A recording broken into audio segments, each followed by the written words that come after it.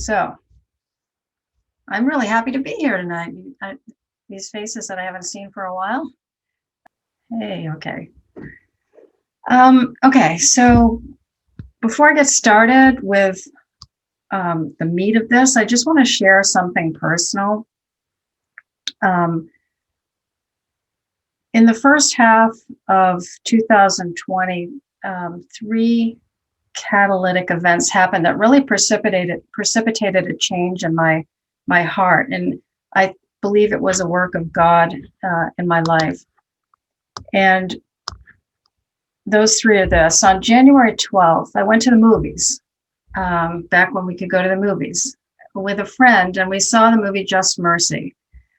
I don't know if any of you have seen that, but I was really shaken, and even more so after I read the whole book that came from the book Just Mercy, and just felt something going on inside of me. And then on February 23rd, you probably remember Ahmaud Arbery, the 25-year-old Black jogger who was shot to death for no reason by a white man while he was jogging. And then on May 25th, we'll never forget the 46-year-old Black man that died in police custody, George Floyd, with a white police officer with his knee compressing George's neck for 8 minutes and 46 seconds. And I was disrupted by these events and that movie. And they were catalytic in my heart and mind. And I found myself in this new state of awareness, an awareness that really required a response. This was more than just head knowledge for me. I realized on a profound level that things must change. And I began reading and learning. And then one day in the summer, in a talk with Kelsey, we agreed that the church needs to learn and talk about this and act for justice. And so that's what you've been engaged in since September, learning and discussing. And I've read everything that you've read, and I've watched all the clips and videos that you've watched. And I've also been reading some African-American authors of Christian theology. And tonight I'm going to share some of what I've been learning from them. There is so much to learn from our Black brothers in Christ, Black brothers and sisters in Christ. Tonight I'm just going to share a sample of their wisdom. So just by way of quick historical context, so one day, this was back at the beginning of the year before COVID, I was sitting for coffee. I have a lot of interesting conversations that happen over coffee, but I was having coffee with an African-American friend of mine, a mentor of mine, and I asked her why there were separate Black churches. And in retrospect, I can't believe how uninformed and ignorant I was. But she was gracious to me. And she said gently, it's because the white churches didn't want us. So I started looking this up and researching and learning about this. And yes, indeed, the Black church was born out of a protest against racism back in the first one in Philadelphia, as way back as 1787. And since then, over time it grew, and there are several denominations of Black churches. And within those churches, in the safe, nurturing place for their faith, Black men and women began to go to seminaries and learn the Bible and learn theology. And then they began to write their own theological reflections. And so that brings me to the heart of what I want to talk about tonight. So let me share my screen. Let's share from here. Okay. I'm just going to move you all over here on this screen so I can see you all while I look at the screen. So you can see my desktop, I assume. Okay.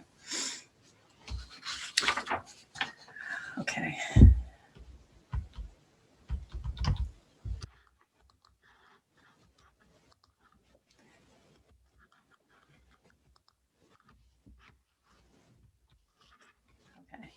So the first thing that I just wanted to ask us is, in general, what is theology?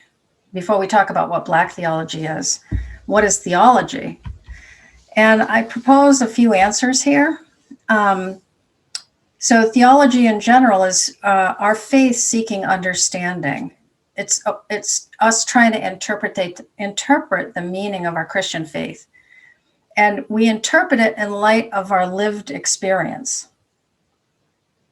So my lived experience is different than my African-American friend's lived experience, or a Black Christian in Africa, different lived experiences that we're trying to make sense of according to our faith.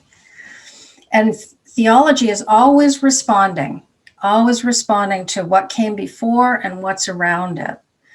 And in that respect, it's not a once and done activity. People have been doing theological thinking and reflecting and writing since Jesus ascended to the right hand of the Father on the throne to the right hand of the Father. So it has been going on for 2,000 however many years, and it's always theologians are always responding to what was before and what's going on around right now. And theology is also embedded or deliberative. So embedded means the things that you kind of are born with, the things that you grew up with, the things that you don't think about, you don't question or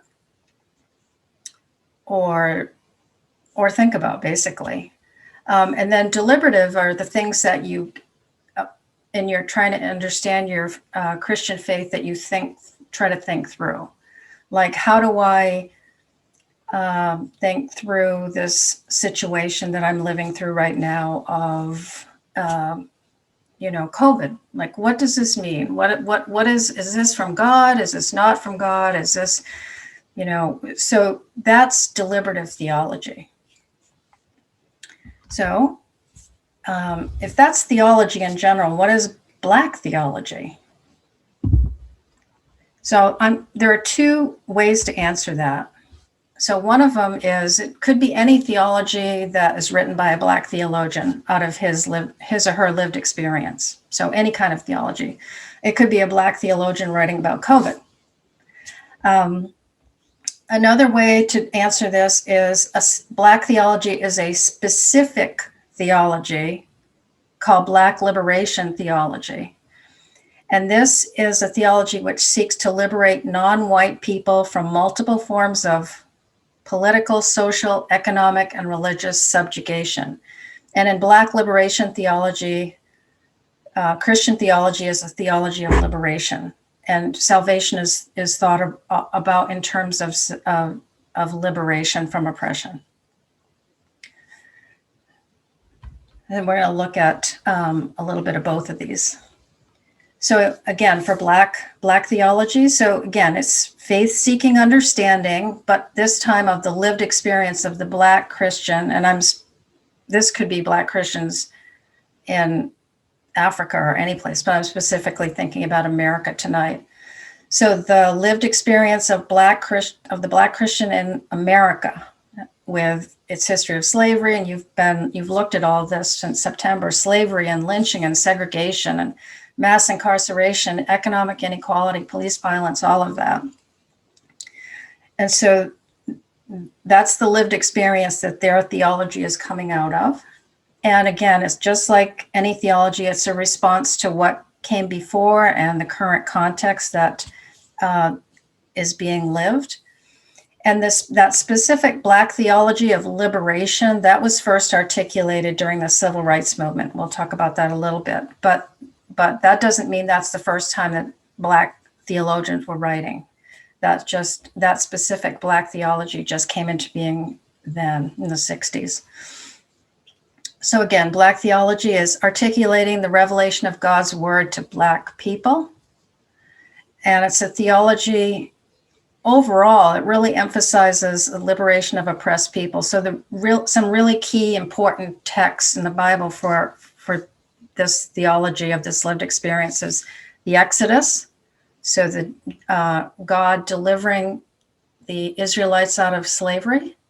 very important text for this theology. And also the suffering and the unjust death of Jesus. Very, very key to the theology that is written by Black American Christians. By a show of hands, how many of you had any opportunity to read the chapters that I put in the folder? Good, very good. Is that what you were doing on your birthday, Sarah? Okay, so we're going to look at James Cone some more, but I just want to give you a quote from him. He's the one who developed that Black liberation theology that I told you about. But in general, he says, at the core of Black liberation theology is an effort in a white-dominated society in which Black has been defined as evil, to make the gospel relevant to the life and struggles of American Blacks and to help Black people learn to love themselves. It's an attempt, he says, to teach people how to be both unapologetically Black and Christian at the same time. Something we don't have to think about. So what I want, the 4 chapters that I gave you are coming out of different aspects of the lived experience of the Black American Christian. So for instance, the first one we'll look at, Howard Thurman, he is writing his out of the experience of being a despised minority with their backs against the wall. James Cone, he's writing his from the experience of a struggle for liberation from oppression. Similar, but just different, slightly different twist. Dennis Edwards is writing from the experience of marginalized Christians whose gifts are least likely to be recognized. And I was I'm not at any place anymore these days, but I was listening to watching a conference on theology in November. It was about 40 hours, about 70 different people were speaking. It was interesting. And it didn't even dawn on me, but near the end, one of the women who was speaking said, you know, I got to say this to the conference promoters or organizers. There is not, out of all these 70 or so people speaking at this conference, there is not one Black person, not one Black man or woman that's in this conference. So that experience of marginalization. And then the last one, Kelly Brown Douglas, is writing out of the experience of centuries of violence against Black bodies. So let's look at this first one here. Anybody ever heard of Howard Thurman? His dates are 1899 to 1981. So he goes back away. He was a Baptist pastor in a Black Baptist denomination. And in 1935, he led a delegation of African American Christians to India to meet and talk with Mohandas Gandhi. And it was through Gandhi's influence that Thurman really understood Jesus as a liberator, and he helped him to bring together the gospel and nonviolent resistance. That's what Gandhi was all about, remember, about nonviolent resistance. And he influenced Howard Thurman with this approach. And Thurman was an early civil rights, very early, back in the 40s. When things started to get going, he was an activist. And he was actually the mentor of Martin Luther King Jr. And Martin Luther King Jr. was also a proponent of nonviolent resistance. And he learned this from Thurman, who learned it from Gandhi. In the height of this civil rights movement in the 60s, Thurman was actually in Boston at BU. He was working at BU. Okay, so his theology is primarily expressed, or best expressed, in his most famous book, Jesus and the Disinherited, which goes all the way back to 1949. This is an old book. And just a quote or just a bullet here that I can read. The foundation of his theology is that Jesus taught to the disinherited, the black Christian, blacks in general. Jesus taught to them a faith-based, unconditional love that would enable them not only to endure their oppression, but to resist and even transform their oppressors. Okay. And this was, when he wrote this in 1949, blacks were still referred to as Negroes. So you might have read that in the book, in the chapter that I gave you. Okay. So this is the book that the chapter came from, Jesus and the Disinherited by Howard Thurman. And just a representative quote from this book. This kind of sort of encapsulates Thurman's understanding.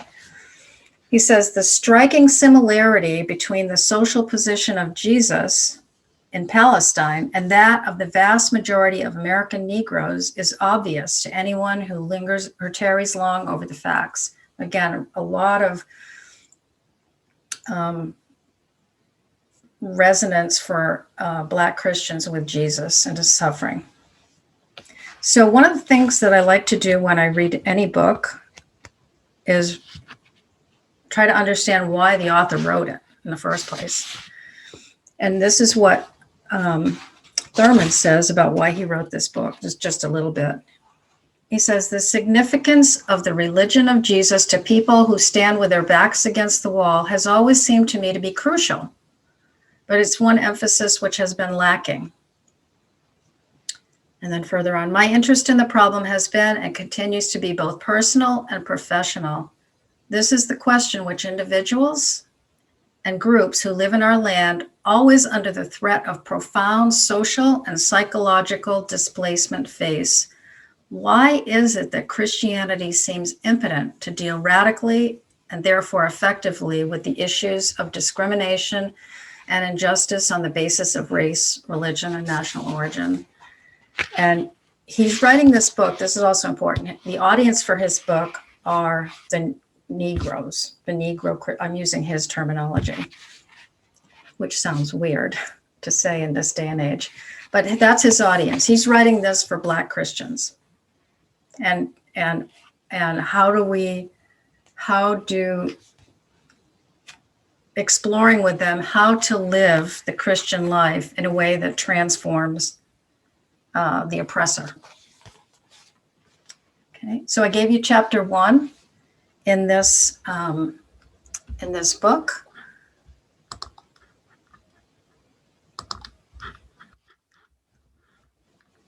Can you see my screen? Did you see it change to the okay? Okay. So his first chapter was called Jesus and Interpretation, and hopefully you had a chance to read it. It's pretty fascinating how he makes quite a comparison between Jesus and the Negro Christian. So he goes through, and I'll just review with you, he goes through the political context, the social context of Jesus, how he was a Jew, how he was poor, how he was a member of a minority group in the midst of a larger dominant and controlling group, the Romans in his case. And he then goes on to, and I'm just going to pick out a couple of segments to read here together. So he talks about what it was like for Jesus. And then he says on page 12, and he thought of Jesus as being, a disinherited because of the facts of social and political context. And at the bottom of page 12 in that chapter, he says, this is the position of the disinherited of every age. What must be the attitude toward the rulers the controllers of political, social, and economic life. This is the question of the Negro in American life.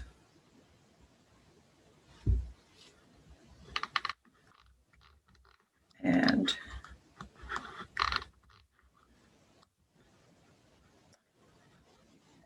just one more thing here. So he said that the way Jesus lived and the way Jesus taught was Jesus's understanding of how to live in a society where you are the disinherited. Now, this isn't the way we think about Jesus or, Jesus teaching. But again, they're writing from a very different lived experience than us. So just one more thing from Thurman on page 24. Living in a climate of deep insecurity, and again, these are just not ways we think about Jesus. Living in a climate of deep insecurity, Jesus faced with so narrow a margin of civil guarantees, had to find some other basis upon which to establish a sense of well-being. He knew that the goals of religion as he understood them could never be worked out within the then established order. Deep from within that order, he projected a dream, the logic of which would give to all the needful security. There would be room for all, and no man would be a threat to his brother. And his solution was, the kingdom of God is within. The Spirit of the Lord is upon me, because he hath anointed me to preach the gospel to the poor. The basic principles of his way of life cut straight through to the despair of his fellows and found it groundless. By inference, he says, you must abandon your fear of each other and fear only God. You must not indulge in any deception and dishonesty, even to save your lives. Your words must be yea, nay, anything else is evil. Hatred is destructive to hated and hater alike. Love your enemies so that you may be children of your Father who is in heaven. So we're seeing this beatitude here and these sayings of Jesus from a totally different perspective than we see them. I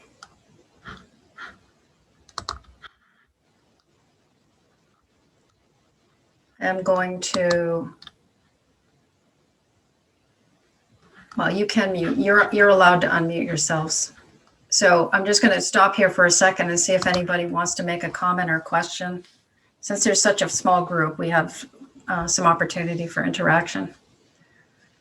Anybody have any thought or question about Howard Thurman's understanding of what Jesus was doing?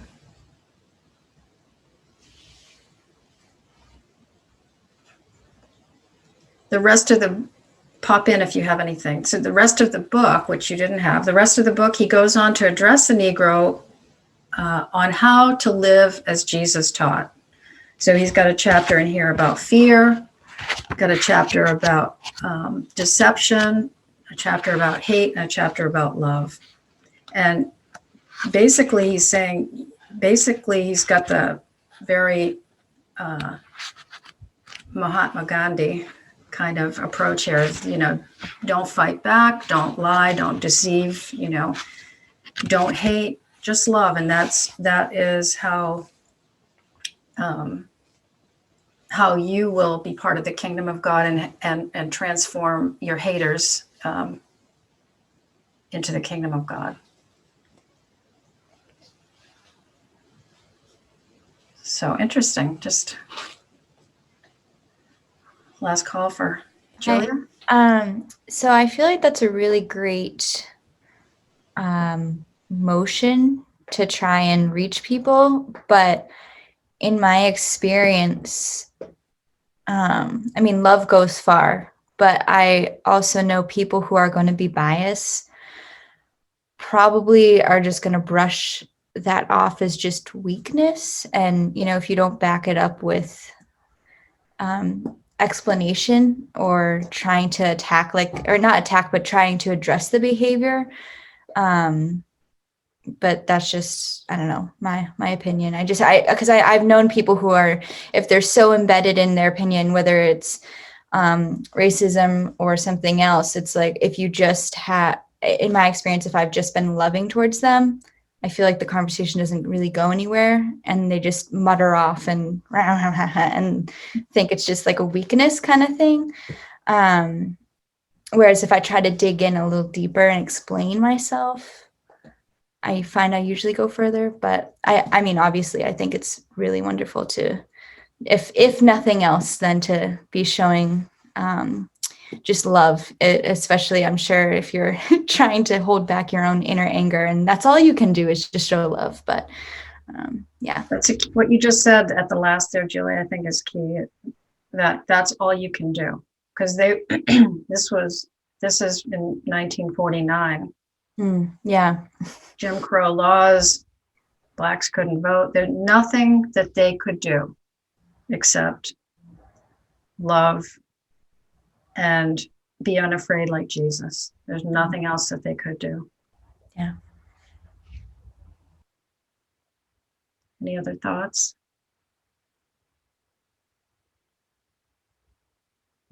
We're not going to do anything with Martin Luther King, but again, he was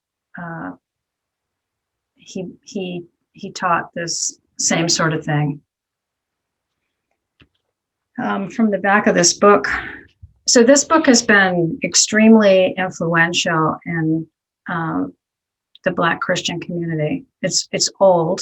It's a little dated. I'm going to read some or talk about some others that are more modern, but I read that Martin Luther King carried a copy of this around in his coat.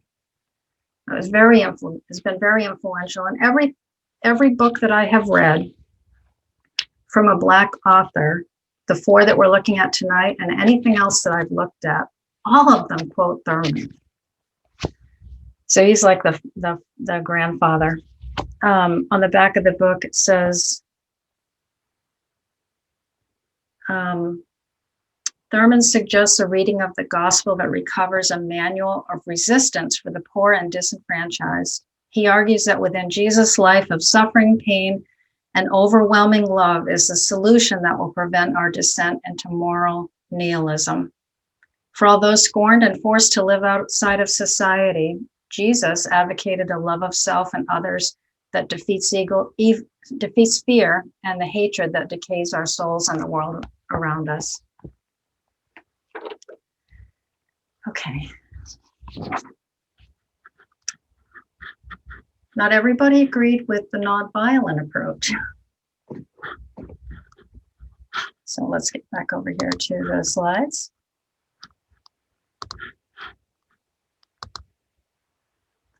Is that showing up for you? Okay. So the next guy is James Cone.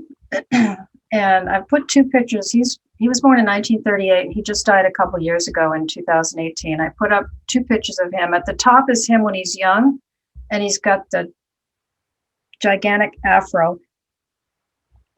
And this was during the 60s and 70s when the Black Power and Black consciousness movement were taking place, where, Black is beautiful. And, before that, Black people would try to, make their hair look more like a white person's. But during this Black Power, Black consciousness, men and women, they just let it grow, these gigantic afros. And that Black Power and Black consciousness, Black is beautiful movements really influenced James Cone. He's called the father of Black theology, specifically that Black liberation theology, which I mentioned at the beginning. So he was originally from Arkansas, which is a lynching state, or was a lynching state. And he was an academic, an educator, and a theologian in the African Methodist Episcopal Church, so another one of the denominations. That was actually the very first Black church denomination, African Methodist Episcopal Church, the AME it's called. So in the so Martin Luther King is in the 60s, and also important then was Malcolm X. I don't know if you've seen Denzel Washington as Malcolm X.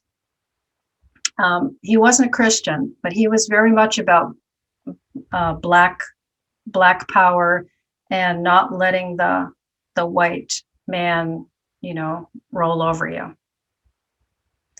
So Cone was trying to reconcile this, like this nonviolent Martin Luther King and this, political agitation Malcolm X viewpoint. He's trying to think through these two things, and he actually out of that he came up with the Black liberation theology, which emerged out of Black people's struggle with nonviolence and self-defense. And one of his first books along these lines in 1969 was called Theology and Black Power. And another book that he wrote, very famous book, God of the Oppressed, in 1975. This is an interesting quote here for you. He says, Christ is Black. Therefore, not because of some cultural or psychological need of Black people, but because and only because Christ really enters into our world where the poor, the despised, and the Black are, disclosing that he is with them, enduring their humiliation and pain and transforming oppressed slaves into liberated servants. So that's a fairly tame quote from Cone. He has some pretty strong words. So I had you read a chapter from this book, and actually you read a chapter from this book at the very beginning of back in September as well. I gave you the first chapter back then, and I gave you the last chapter for this. So The Cross and the Lynching Tree, published in 2011, was one of his last books.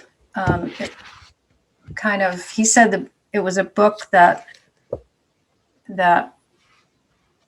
he didn't plan to write. It just a book that he had to write out of all of his experience. And I want to actually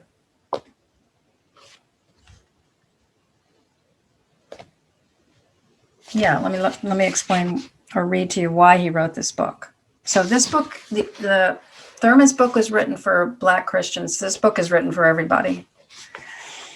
He says, in writing this book, my primary concern is to give voice to Black victims, to let them and their families and communities speak to us, exploring the question, how did ordinary Blacks like my mother and father survive the lynching atrocity and still keep together their families, their communities, and not lose their sanity? How could they live meaningful lives knowing that they could be lynched for any small violation? And then he said, I did not write this book as the last word about the cross and the lynching tree. I wrote it in order to start a conversation so we can explore the many ways to heal the deep wounds, deep wounds lynching has inflicted upon us. And I believe that the cross placed alongside the lynching tree can help us see Jesus in America in a new light, and thereby empower people who claim to follow him to take a stand against white supremacy and every kind of injustice.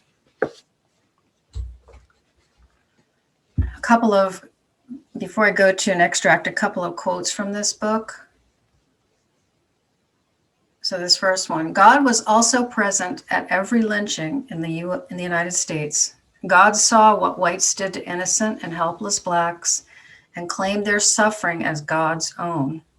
God transformed lynched Black bodies into the re-crucified body of Christ. Every time a white mob lynched a Black person, they lynched Jesus. The lynching tree is the cross in America. And he's leaning on Hebrews 6:6, where it says they are crucifying again the Son of God and are holding him in contempt. Hebrews 6:6 says that.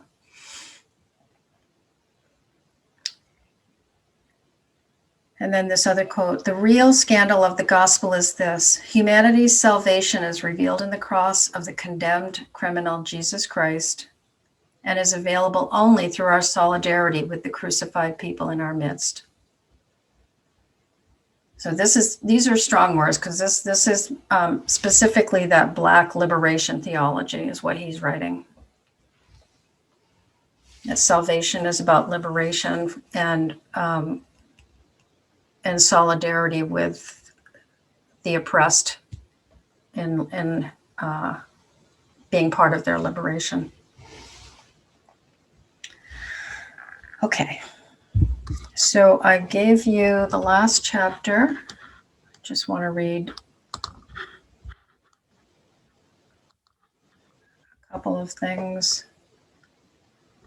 So he has a really strong critique against white theologians. I want to read that section here.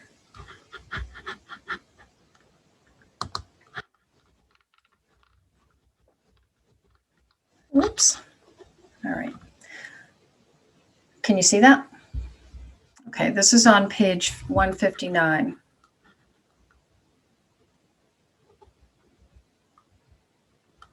White theologians in the past century have written thousands of books about Jesus' cross, and that's no lie.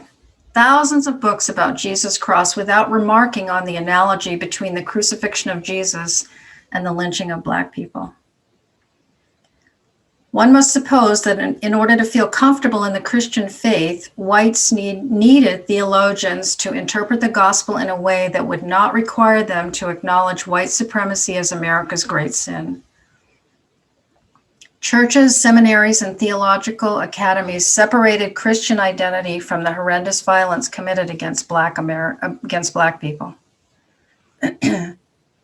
Whites could claim a Christian identity without feeling the need to oppose slavery, segregation, and lynching as a contradiction of the gospel for America. Whether we speak of, and these are thrr great white American theologians, Jonathan Edwards, Walter Rauschenbusch, or Reinhold Niebuhr as America's greatest theologian, none of them made the rejection of white supremacy central to their understanding of the gospel. Reinhold Niebuhr could write and preach about the cross with profound theological imagination and say nothing of how the violence of white supremacy invalidated the faith of white churches. And he's really strong there, that they are not Christians. If they, the people that, went to church on Sunday and were part of lynching on Monday were not Christians. It takes a lot of theological blindness to do that, especially since the vigilantes were white Christians who claimed to worship the Jew lynched in Jerusalem. What is invisible to white Christians and their theologians is inescapable to Black people. The cross is a reminder that the world is fraught with many contradictions, many lynching trees. We cannot forget the terror of the lynching tree, no matter how hard we try. It is buried deep in the living memory and the psychology of the Black experience in America. And in that first chapter that you read back in September, I believe it was in that chapter, he talked about his own personal experience, his family's, and, lynching happening where they lived. So pretty strong critique against people who say that they're Christians but aren't against this stuff. And then one more from Cone on page 166.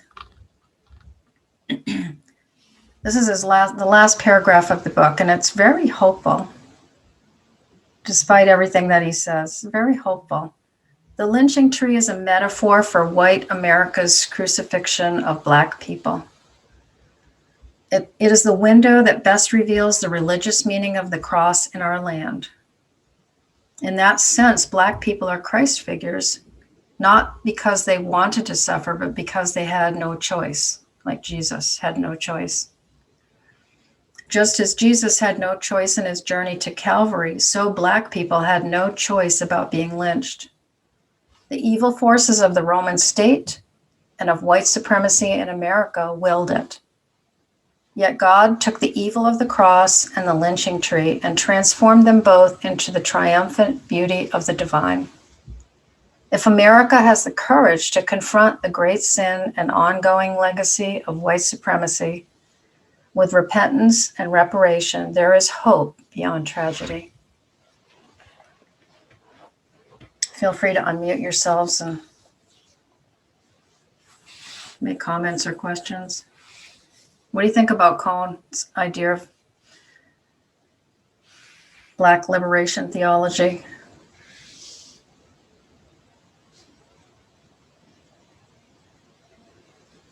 I think it is greeted somewhat differently today than it would have been 40 or 50 years ago. 50 years ago, that he probably would have got lynched. Today, well, I don't know. Hopefully it will sink in. Yeah, and I think if you, from everything that I've read,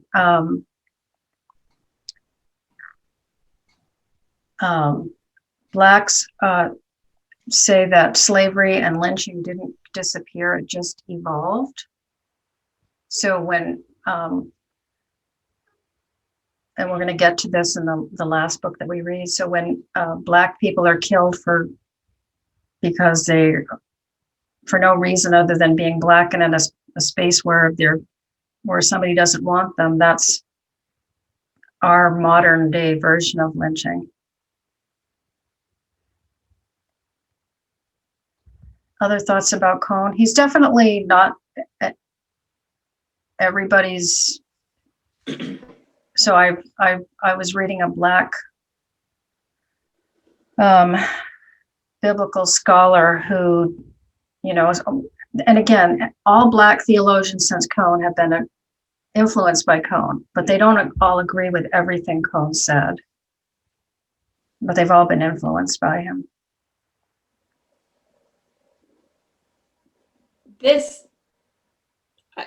These two chapters that we read in this book happens to be, I don't know if favorite is the appropriate word, but the ones that spoke to me most. I am probably going to get this book so I can read the whole thing.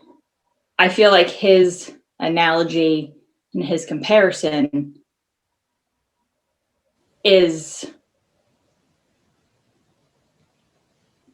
probably the most telling to anybody that can see, compare Christ to, what happened what's been happening to, Black Americans since they came over here. If my lovely children would let me read an entire book, it might take me 6 months to get through the entire book. But I hope to be able to read the whole thing because it was very interesting. And I actually, liked both these chapters that we had to read for this class from him.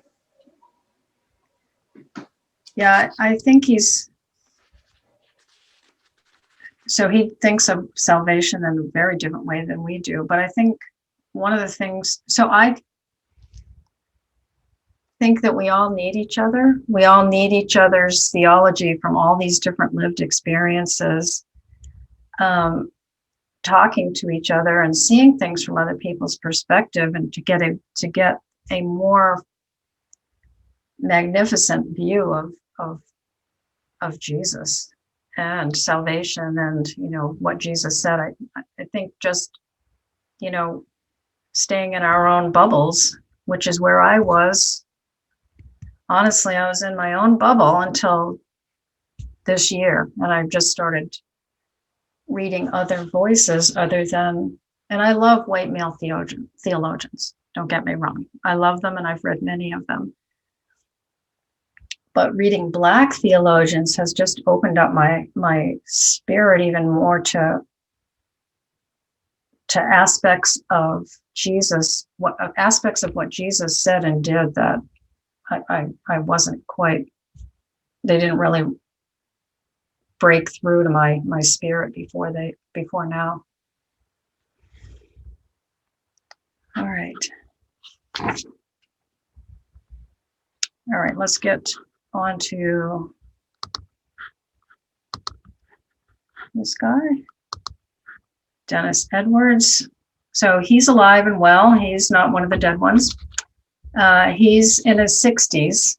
I don't know if you know the website Missio Alliance. If you don't know Missio Alliance, that's a good place to find lots of theology and justice type stuff. Anyways, he started out with a degree in chemical engineering from Cornell, and then he went on to be educated in biblical studies. He's spent 3 decades in evangelical urban ministry. And he was actually in churches that were not specifically Black churches, but they were, diverse churches. And he was a leader, one of the Black leaders in a leadership team that was mixed, was diverse.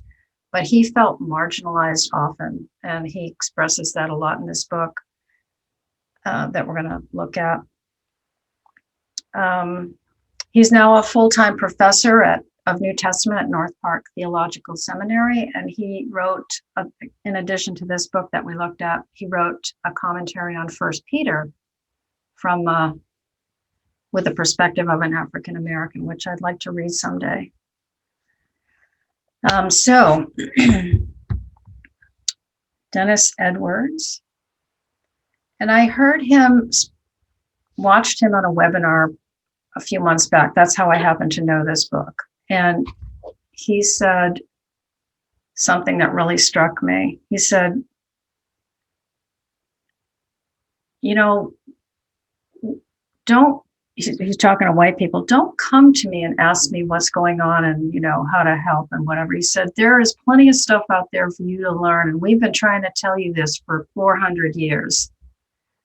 I actually told my African-American friend mentor about this group. And she said, is it all white? And I said, yes. And she said, good. She said, because Black people are tired of being the ones called in, oh, teach us all about it. She said, like Dennis said, take responsibility to learn this, and then we'll work together. And so he wrote this book, Might from the Margins. He wrote this book, this was just published in 2020.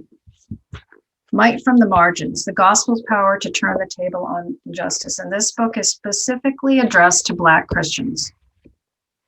And here is what, this quote here is basically his reason for writing this book. So I believe those who have been marginalized have power that is not only unnoticed, but often underutilized. We need to encourage each other. He's talking about Black to Black. We need to encourage each other to raise our voices and bring all of who we are into Christian service. We do not need to wait for permission or approval from the dominant culture. Our power comes first of all from Jesus Christ, whose gospel not only is about the life to come, but also affects life in the here and now. And in the book, he's got chapters such as the power to discern injustice, the power of prophecy, the power of solidarity, the power of worship, the power of hope, power of love. And then the chapter that I gave you an excerpt from is the power of anger. So let's look at an excerpt from that.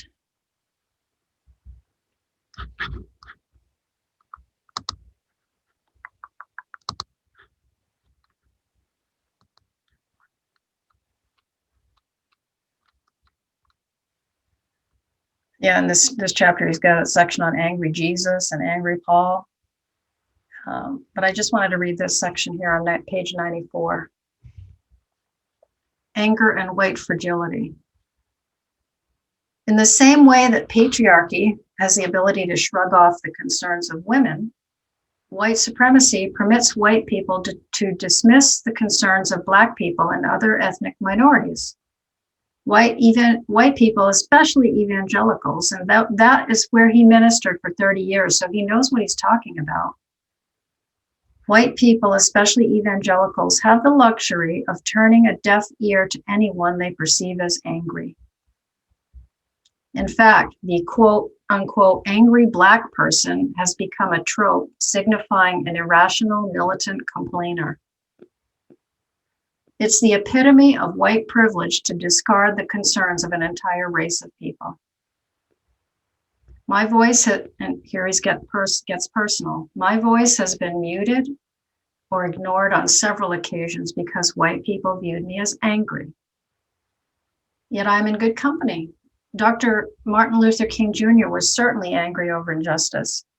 Dr. King has become acceptable to mainstream Christianity, even though many whites vilified him during his lifetime. On social media, millions of people post pictures of famous quotes from Dr. King, paying little attention to how during King's lifetime, Christians mocked him, dismissed him as angry, and branded him as too radical. That was white Christians specifically. Another great icon of the civil rights movement, Malcolm X, gets a little bit more respect these days, but he is still generally dismissed by whites because he openly expressed his anger over injustice. In a 1961 radio broadcast, the author James Baldwin said, "To be a Negro in this country," this is 1961, before the Civil Rights Act was passed, and James Baldwin said, "To be a Negro in this country and to be relatively conscious is to be in a rage almost all the time. So that the first problem is how to control the rage so that it won't destroy you." And now back to Edwards. Angry people cannot refrain from speaking the truth about injustice, even if the truth hurts some people's feelings. Victims of injustice have the right to be angry, and anger gives birth to activism. There are many avenues that activism may take, ranging from prayer to charitable acts to nonviolent protest to political lobbying. Anger does not necessitate destruction. Thoughts about Edwards. So Edwards is probably more, even though, these are strong words, is probably more vocabulary and sort of, culturally what we can understand this better than the other two that we've read. Any thoughts on Edwards? He's basically saying to his Black Christian brothers and sisters, use that anger. It's powerful. Don't be put off by white men, white Christians dismissing you. Use that anger for positive change. This is actually my favorite article that we looked at. I was able to resonate it with it the most, but it kind of brought me back to that video that we watched in the, I want to say it was the week where we talked about economics, and we listened to the woman talk about monopoly and how just watching her anger, which was really sadness and frustration, came out as anger. And it's just, I thought back to the first time I listened to that video, and I was very taken back the first time I listened to it. And then as I put my own thoughts aside and really listened to what she had to say, I was able to really sympathize and understand what she was saying. But there's also one of the things we're going to talk about next week is this book that I recently read, and they have a chapter, this guy has a chapter on what's been dubbed the angry Black man. And I really love what he has to say about it as a Black man himself. But basically it's, well, you'd be angry too. If you were in our shoes, you would be angry and tired. And sometimes they're just, you can't help but let it out, but it's hard to get people to listen to you when you are in that state when people are just trying to write you off. So Yeah. it really resonated with me, and I appreciated this chapter a lot. As did I, and I really like what he said at the end about anger is a signal that something's not right. You could have a role in making it right. So be angry, then go and do something helpful. I thought that was really, really good. Yep. Yeah, this is my favorite too. I really liked how he brought in Mark chapter 3, I think it was. I saved it. Yeah. And just how, Jesus was angry that the, Pharisees were not okay with Jesus healing the man with the wounded hand because it was a Sabbath. And I just thought of like people in my life who think, well, this is just, the violence is wrong. Therefore, it completely takes away everything good in this argument. I'm like, well, can we just put that aside for like 1 second and really look at like what the problem is? Can you just like, if you're a Christian, can you just see the fact that your brothers and sisters are suffering? And maybe we can think about that first and then worry about the rest.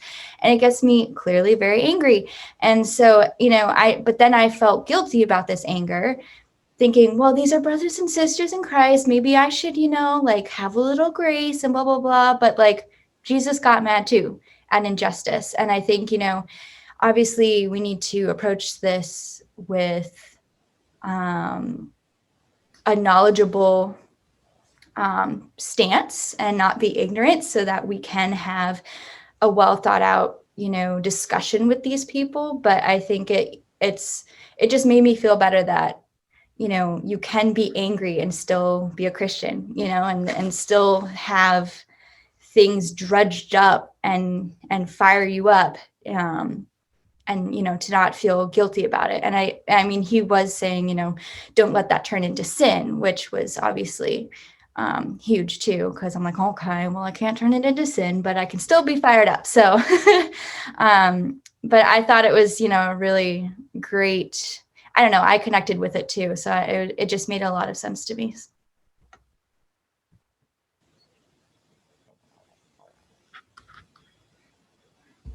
Okay.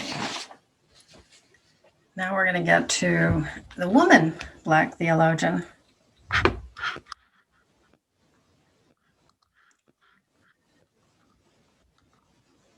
And I know, so let me get the slide up here. So I know about Kelly Brown Douglas because of reading about Cone, James Cone, who we looked at, because she studied under him.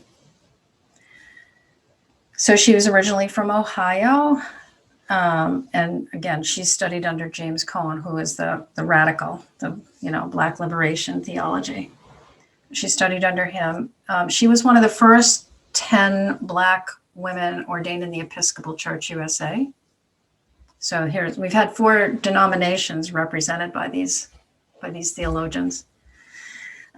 For 20 years, she served as the associate priest at the Holy Comforter Episcopal Church in Washington, D.C. And I've heard her speak. I heard a sermon by her back a few weeks ago. It's one that I sent to you, Sarah. She, besides being a writer, she's also a preacher. Very good. Also in 2018, so 2 years ago, she became the first dean of the Episcopal Divinity School at Union Theological Seminary. So she's the first African-American woman to head a seminary affiliated with the Episcopal Church. So she's also alive, obviously, and she's in her 50s, maybe early 60s. And she's married. She has one grown son by the name of Desmond, to whom she dedicated this book.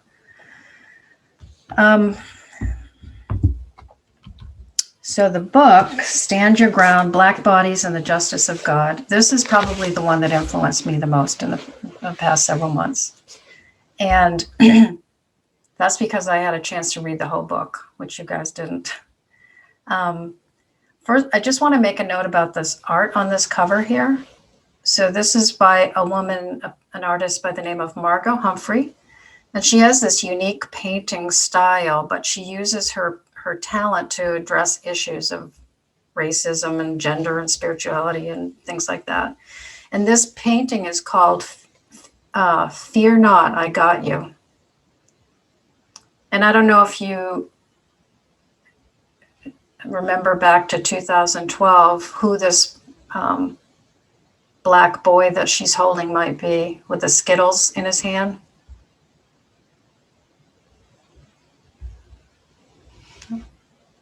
That's okay, I'm going to tell you. All right, so she wrote this book, and it was published in 2015, so not that long ago. And the boy here is actually Trayvon Martin, who was shot for when he was walking home from a corner store to where his father's condo was in Florida. And the person who shot and killed him was not convicted. That was in 2012. So, and I also want to describe what she means by stand your ground. Make sure you all know what that means. So there are laws, there is a law called I should say laws because different states have different versions of this, called stand your ground law. And basically what it says is you can use deadly force if you feel you're threatened and you have no duty to retreat. Unlike self-defense laws say that you have to try to get out of the situation. Stand your ground laws say if you feel threatened, you can use deadly force. And she, well, I just want to make sure you know what that was before I get into her what she says in this book. So, first of all, her reason for writing. So in the preface, she talks about Trayvon Martin, who was 17 and killed by a white man. A Jordan Russell Davis, also 17, killed by white men in 2012. In 2013, Jonathan Farrell, 24, killed by white police. In 2013, Renisha Marie McBride, 19, killed by a white man.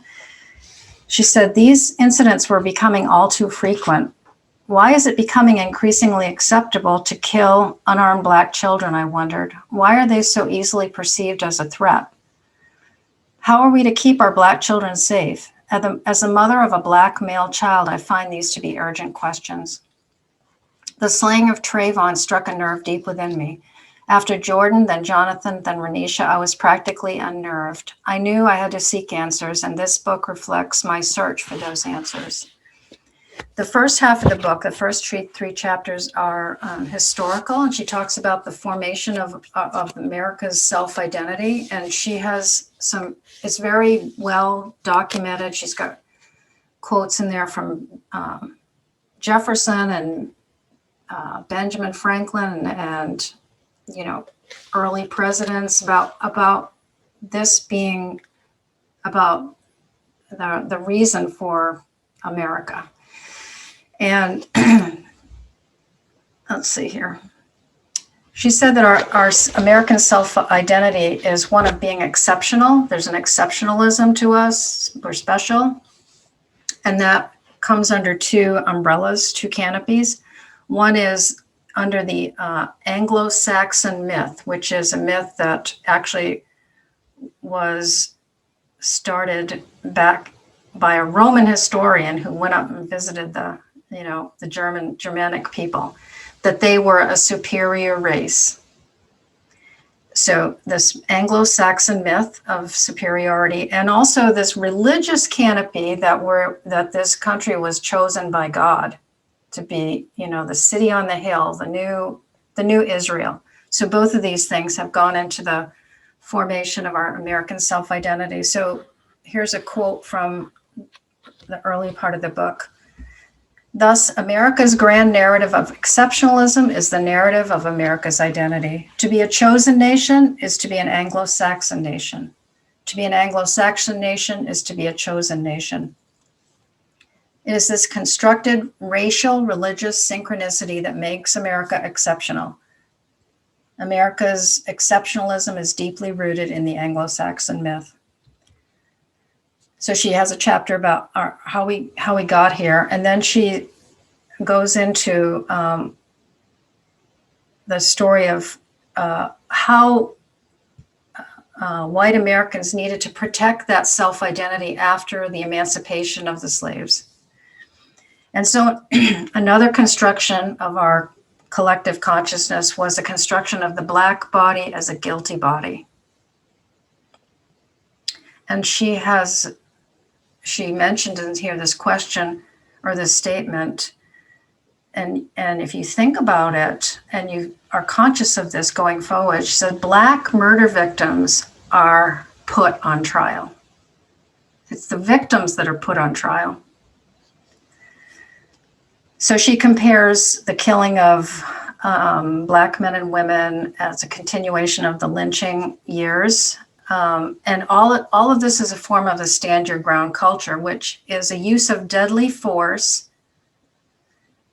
against Black encroachment in white space. So the first half of it is historical, and if you don't have any children and you like to read, I recommend this book highly, if you have time. And then the second half, she gets theological. So she's got a chapter in here about Black faith and in reflection with the Exodus story. She's got a chapter about the cross and Trayvon and stand your ground culture. And then chapter 6, or chapter, what chapter did I give you? That was chapter 4. Then chapter 6 is what I gave you. This is the chapter where she talks about, well, where do we go? What do we do here? She says we need a moral, well, you read it, but I'll just review it. We need a moral memory of our history. We need a moral identity of our shared humanity across races. We need a moral participation in the struggles to end this stand your ground culture. And we need the moral imagination to have the absolute belief that the world can be better, which is the hope of Black faith. So let's just look at some excerpts from her. So I probably gave you the least impactful chapter. But the book was the most impactful book in my reading. So let's just look at a couple things here quickly.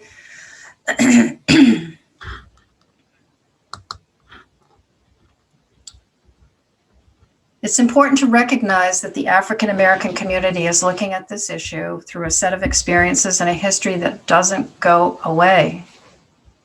We have come full circle in this discussion. These are the words that President Obama also spoke in the July 19, 2013 speech after the verdict of Trayvon's killer, the non-guilty verdict. As we have shown, what happened to Trayvon was not an isolated event in history. His murder, along with the acquittal of his killer, represented a continual pattern of disregard for Black life that is endemic to America's grand narrative of Anglo-Saxon exceptionalism. As I'm reading that, I'm just thinking about the quote from Benjamin Franklin about, keeping, we have just having as many white people here. And also well, no, I won't get into it. We're running out of time here. When the first Americans arrived, believing they were the chosen Anglo-Saxon remnant meant to build a city on a hill, the groundwork was laid for a stand your ground culture. Because of its malleability, meaning it can change shape, this culture has been persistent. It adapts to the social historical climate of the day, whether in the form of slavery Black codes, lynching, Jim Crow, restrictive covenants, which has to do with where you can buy a house, or a gun. Its primary targets remain the same, Black bodies. This is a culture that stubbornly refuses to respect the free Black body. It serves to perpetuate the construct of the Black body as chattel or property. The free body is perceived as an inferior, guilty body that must be prevented from encroaching upon the space of cherished white property. And she goes into what that means in the book. As for the white body, stand your ground culture serves to protect its free space. Constructed in opposition to the Black body, the white body is perceived as a superior, innocent body. Essentially, stand your ground culture is a perennial part of America's history. It is crucial to America's grand narrative of Anglo-Saxon exceptionalism. It functions to secure this narrative by safeguarding the customs and conventions of white supremacy. Navigating the realities of stand your ground culture shapes the history of Black life in America. As long as Black people have been in America, they have understood the limits of their rights as citizens. And then this is just incredible. In 1857, this is from a Supreme Court ruling, the Dred Scott decision, made official what Black people have long understood. That at any given moment in time, they have, quote, no rights that the white man is bound to respect. That was from the Supreme Court in 1857. The decision regarding Trayvon's killer was a reminder of this. It's sobering.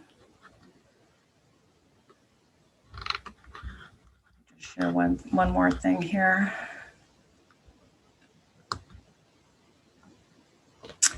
Just quickly here on 2006, page 2006, she talks about this being what she thinks is a Kairos moment. And this was in 2015. And we've heard that word from Bobby many a times about Kairos, and Kairos meaning God's time, God's moment. So she's seeing that that's happening. And I think that it was with the original Black Lives Matter movement in 2013 after this. And now the, Black Lives Matter Rev 2 or whatever you want to call it. I think it's a Kairos moment for a lot more people right now. And then on page 220,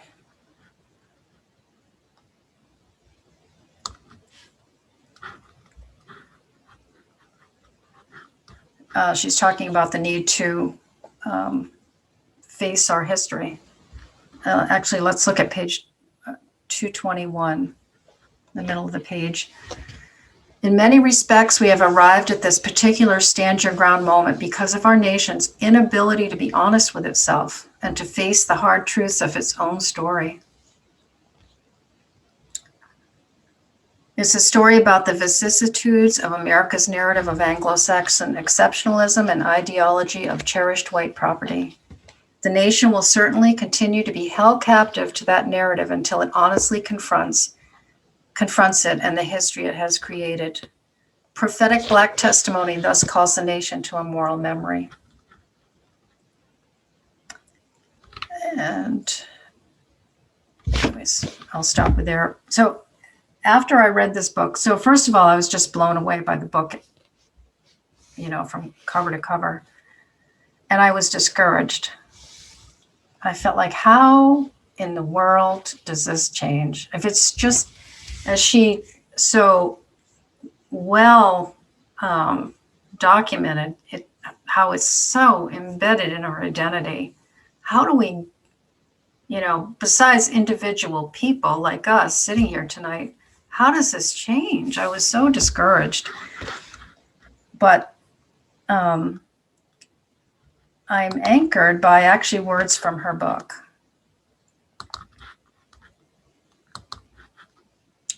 She said, after Trayvon's killer was acquitted, one of my church members, with tears in her eyes, despaired.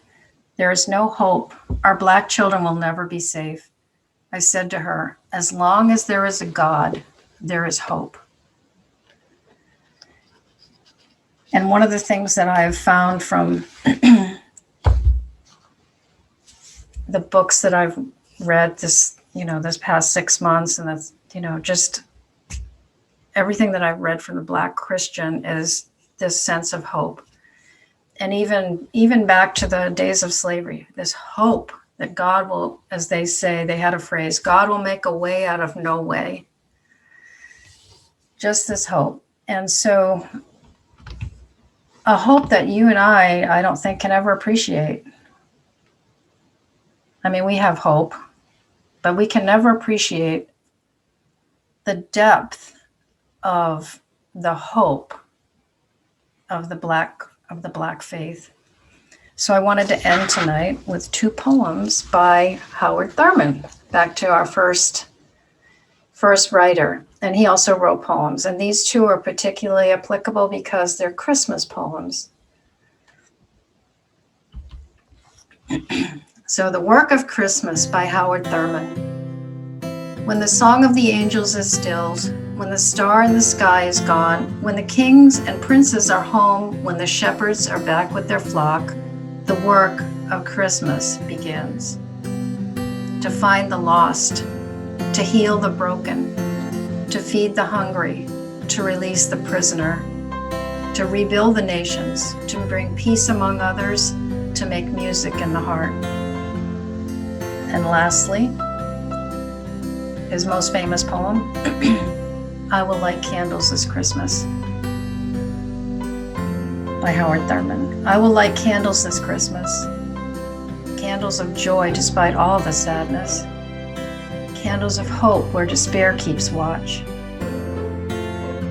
candles of courage for fears ever present, candles of peace for tempest-tossed days, candles of grace to ease heavy burdens, candles of love to inspire all my living, candles that will burn all year long.